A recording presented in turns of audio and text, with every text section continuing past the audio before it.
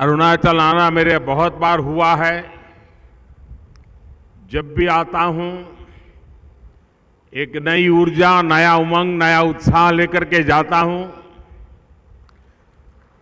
लेकिन मुझे कहना होगा कि मैं इतनी बार अरुणाचल आया हूं, शायद गिनती करूंगा भी तो भी कुछ गलती हो जाएगी, इतनी बार आया हूं।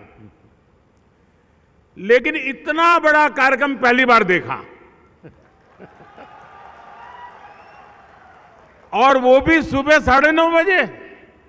अरुणाचल में पहाड़ों से लोगों को आना, इसका मतलब ये हुआ कि विकास के कामों का आपके जीवन में कितना महत्व है, ये दर्शाता है। और इसीलिए आप इतनी बड़ी तादाद में आशीर्वाद देने के लिए आए हैं। भाइयों बहनों, अरुणाचल के लोगों की आत्मीयता,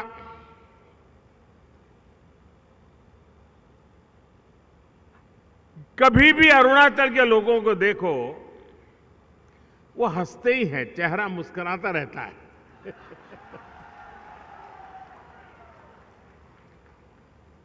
कभी उदासीनता, निराशा अरुणाचल के लोगों के चेहरे पर झलकती नहीं है।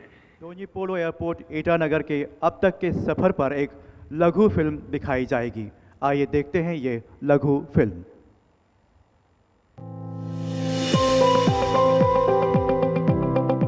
सबका साथ, सबका विकास, ये केवल एक आदर्श वाक्य नहीं, ये संकल्प और ध्येय है भारत के ओजस्वी जननायक प्रधानमंत्री श्री नरेंद्र मोदी का। गत 8 वर्षों से भारत की समग्र विकास यात्रा में पूर्वोत्तर के राज्य सहयात्री रहे हैं। सर्वस्पर्शी एवं समावेशी विकास कार्यों ने उत्तर पूर्व की जनता का जीवन बेहतर किया है।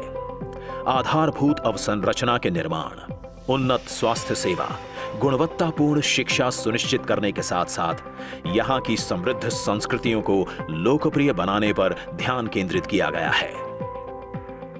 सड़कों से लेकर पुलों के निर्माण तक, हवाई अड्डों के विकास से लेकर नए रेल नेटवर्क तक, क्षेत्र में मल्टी मोडल कनेक्टिविटी को सशक्त करने हेतु महत्वपूर्ण कदम उठाए गए हैं। क्षेत्रफल की दृष्टि से पूर्वोत्तर का सबसे बड़ा राज्य और सुरक्षा के दृष्टिकोण से महत्वपूर्ण अरुणाचल प्रदेश माननीय प्रधानमंत्री जी के दृढ़ संकल्प, मार्गदर्शन एवं सतत प्रयासों से उत्तर पूर्व के अन्य राज्यों के साथ सर्वांगीण विकास के पथ पर अग्रसर है। मेरा ये पक्का विश्वास रहा है कि पूर्वी भारत और खासकर पूर्वोत्तर भारत 21वीं सदी में देश के विकास का इंजन बनेगा।